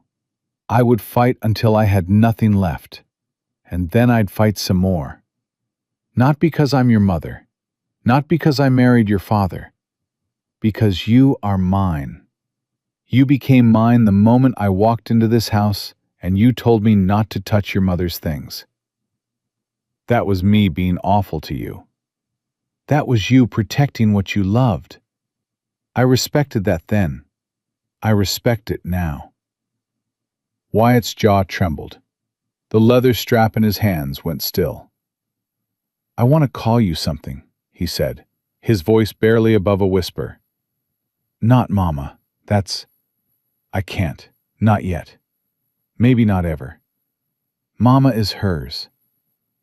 But I want to call you something that means you're... His voice broke. Take your time, Clara said softly. Ma. The word came out like a breath he'd been holding for months. Can I call you Ma? It's different from Mama. It's yours. Just yours. Clara's vision blurred. Her throat locked. She pressed her hand against her mouth and held it there until she could trust herself to speak. Yes, Wyatt. You can call me Ma. He stood up from the bucket. She stood up from the dirt. And for the first time since she'd arrived at the Drummond Ranch, Wyatt crossed the distance between them and put his arms around her. He was almost as tall as she was. His arms were strong from ranch work. He held on like a drowning person holds a rope, desperate, fierce, afraid to let go. I'm sorry, he said into her shoulder, for being so hard on you, for making you feel like you weren't wanted. You don't have to apologize for grief, Wyatt. Not to me. Not ever. Ma? Yes? Don't die, please. I can't do it again. Clara held him tighter. I'm going to do everything in my power to stay right here, for as long as God and stubbornness allow. They stood there in the barn, mother and son by choice, holding each other, while dust motes drifted through the late light and the sounds of celebration carried from the house. When they walked back to the porch together, Wyatt's arm around Clara's shoulders and Clara's arm around Wyatt's waist, Silas saw them and stopped mid-sentence. His coffee cup froze halfway to his mouth. Colt saw too. Wyatt, are you... Ma and I were talking, Wyatt said. His voice was rough but clear. We're good now. Ma. The word rippled through the family. Rosie's eyes went wide. Colt grinned. Josie clapped her hands. Hank placed a smooth stone in Wyatt's palm, his way of saying, "You did the right thing." And Wyatt closed his fingers around it and nodded. Silas set down his coffee and walked to his oldest son. He put both hands on Wyatt's shoulders and looked at him with an expression Clara had never seen on his face before. Not grief, not relief. Something beyond both. "Your mother would be proud of you," Silas said.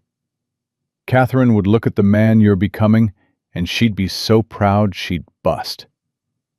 You think so? I know so. Because I am.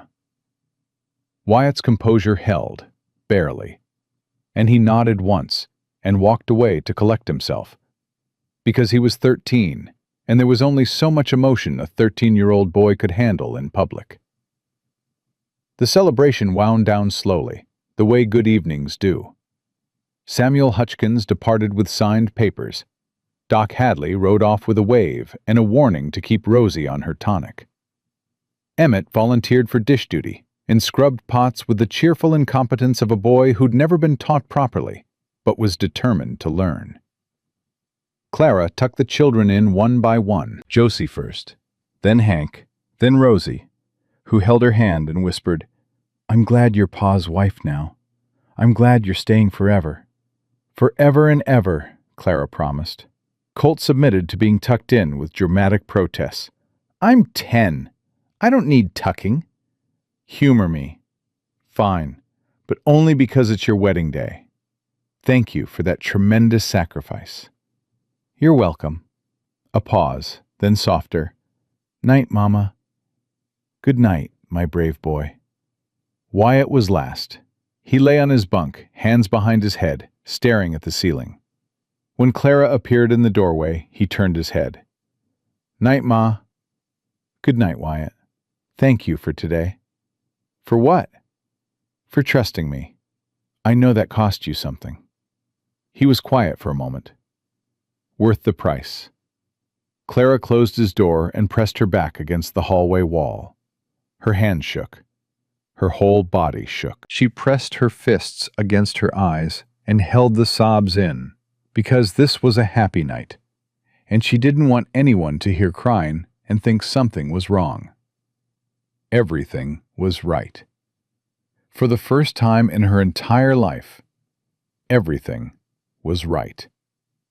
She found Silas on the porch, their porch now, their home, their life. He handed her Catherine's cup, full of coffee. She sat beside him, close enough that their shoulders touched. "Wyatt called me Ma." "I heard." "He said Mama belongs to Catherine. Ma belongs to me." Silas was quiet for a long time. When he spoke, his voice was thick. "He's right. Catherine is Mama. Your Ma.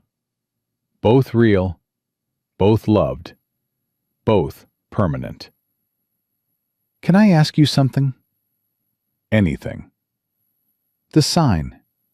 Clara nodded toward the fence line, where a wooden post stood bare. "I noticed you've been carving something. Late at night, when you think nobody's watching." Silas smiled. The real one. The one that transformed his whole face from stern to gentle, from weathered to warm. "It's a wedding present. For you." "What does it say?" "You'll see it tomorrow. I want to put it up at sunrise." Clara didn't push. She leaned her head against his shoulder and drank her coffee and listened to the house behind them. The house that Catherine had built and grief had nearly destroyed, and Clara had helped bring back to life. It creaked and settled and breathed the way living things do. "Silas." "I was worth more than $1." He laughed, a real laugh, deep and warm and rusty from disuse. "Clara Drummond, you were worth more than every dollar in the territory. I just didn't have them on me at the time." She smiled into his shoulder. They sat together until the stars came out, then went inside. Together, as husband and wife for the first time. and closed the door on the Texas night. Clara woke at dawn, not from the rooster, from Silas's hand on her shoulder, gentle. "Come outside. Bring the children." They gathered on the porch in nightclothes and bare feet, all 7 of them plus Emmett, squinting into the early light. Silas walked to the fence line where the bare post stood. He'd nailed up a sign. Hand-carved, hand-painted, each letter cut deep into the wood, with the same careful hand that had once scratched a flower into a tin cup. Not for sale. 2 words, that was all. But Clara understood. The children understood. Even Emmett, who'd known Clara's story from the inside, pressed his hand over his mouth and turned away. "This ranch is not for sale," Silas said, his voice carrying across the morning air. "This family is not for sale. This woman," he looked at Clara, "this woman was put on an auction block and sold for $1. And every person in that town thought they knew her value." He paused. "They were wrong. She is priceless. She is ours, and nobody, not this town, not this territory, not God or the devil or anyone in between, will ever put a price on her again." Rosie was crying. Colt was trying not to cry and failing. Wyatt stood straight-backed, his father's posture, his mother's dark hair, his own hard-won grace.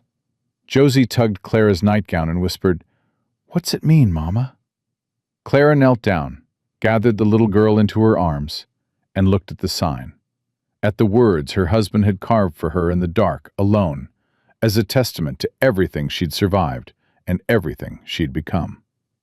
"It means we're home, baby girl. It means nobody can take us away from each other. It means we belong here, all of us, forever." "Even Uncle Emmett?" "Even Uncle Emmett." "Even the chickens?" Clara laughed. "Even the chickens." The family stood together in the early light, 7 souls and 1 borrowed brother, reading 2 words on a wooden sign. Not for sale. The years would come. Hard years and good years. Drought and rain.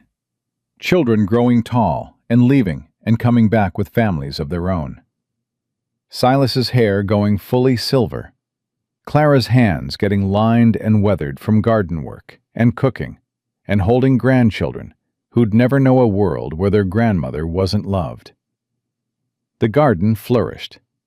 Clara brought it back from the dead the way she'd brought everything back, through stubbornness and patience and the refusal to accept that broken things had to stay broken. Tomatoes grew wild and bright in a corner where nothing should have survived. Catherine's recipe box stayed on the top shelf, used weekly, stained with new memories layered over old ones. Wyatt took over the ranch. Colt studied law. His anger turned to purpose. His defiance turned to justice. Rosie became a teacher. Hank found his voice at 15 and never stopped using it. Josie married a rancher's son from the next county and named her first daughter Catherine Clara. And when Clara held that baby for the first time, she cried so hard Silas had to take the child before she dropped her. Emmett stayed. Worked the ranch beside Silas for 30 years. Never went back to Redwell. Never spoke to Virgil Ashford again. Didn't need to. He'd found his family the same way Clara had. Not by blood, but by walking through a door and choosing to stay. And on summer evenings, long after the children were grown, Clara and Silas sat on their porch and drank coffee from 2 tin cups. Catherine's with its scratched flower, and Clara's that Rosie had given her in the first week, and watched the sun go down over land that belonged to them in every way that mattered. "What are you thinking about?" Silas asked one evening, seeing that distant look in her eyes. Clara turned the cup in her hands, traced the rim with her thumb, looked at this man, gray-haired, weathered, still strong, Still steady, still choosing her every single day after all these years. "I'm thinking about $1, she said. "Best dollar I ever spent." "You didn't spend it on me. You spent it on you, on your children, on this life." "Same thing," Clara smiled. "Same thing." The sign by the fence stood for generations. Weather-beaten, repainted twice by Wyatt and once by Colt, its letters cut so deep into the wood that no amount of wind or rain could erase them. Not for sale. Travelers who passed the Drummond Ranch would slow their horses and read those 2 words and wonder what they meant. The locals knew. They told the story in pieces: the auction, the dollar, the fever, the wedding, the woman who walked into a broken house and loved it whole again. Some said the sign meant the ranch wasn't for sale. Some said it meant the family. Some said it meant love itself, the kind that chose you, the kind that stayed, the kind that took a barren woman and 5 motherless children and turned them into something so valuable that no amount of money in the world could touch it. They were all right. And in the garden, where Catherine's hands had first broken ground, and Clara's had brought it back to life, tomatoes grew red and bright and impossible, bearing fruit long past the season when such things should have withered. Because that's what love does. It grows where it shouldn't.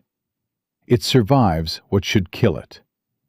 It takes $1 silver and turns it into a fortune that can never be counted, never be measured, never be sold. Not for sale, not now, not ever. Not for anything in this world. Dựa vào câu chuyện trên, giữ nguyên 100% bối cảnh, tạo một prompt duy nhất cho tao hình ảnh cảm xúc hơn.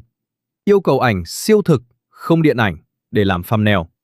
Yêu cầu ảnh toàn cảnh, bối cảnh cao bồi thế kỷ 19. Yêu cầu ảnh ngoài trời bụi bặm. 0032. Prompt. A hyper-realistic wide shot of a brutal summer day in an 1870s Texas frontier town. A young woman in her mid-20s, wearing a torn, dusty, faded calico dress, is on her knees on a rough wooden livestock auction platform. Her face tilted upward, with tears cutting clean streaks through the dirt and dust on her cheeks. Her hands gripping each other so tightly, her knuckles are bone white. Her expression a raw mix of humiliation and quiet defiance. Standing directly behind her, a red-faced, disheveled older man in sweat-stained clothes is gesturing wildly with one hand, while clutching a whiskey bottle in the other. To the right of the platform, a bruised teenage boy reaches up, offering her a tin cup of water with desperate eyes. In the middle distance, cutting through the frozen, silent crowd, a lone, tall, weathered cowboy in his mid-30s walks forward with deliberate, steady steps. His worn, wide-brimmed hat casting shadow across his hard jaw, one arm extended, holding a single silver dollar that catches the harsh sunlight. His blue-gray eyes locked on the woman with fierce, quiet determination. The crowd of roughly dressed townspeople parts around him with uncomfortable, guilty expressions, looking away or staring at their boots. Extreme Texas summer heat visible in the shimmering air and sweat-soaked clothing on every person. Fine red dust particles suspended in the harsh midday light. Cracked, dry earth underfoot. A crude, hand-painted sign reading "Auction" nailed crooked to the platform post. Raw, natural sunlight with hard, sharp shadows. No filters, no cinematic color grading. Photorealistic skin pores, sweat droplets, fabric textures, dirt under fingernails, weathered wood grain. Documentary-style realism. Low-angle, wide panoramic composition, capturing the full town square scene, with the woman on the platform as the emotional center, and the approaching cowboy as the focal point of movement.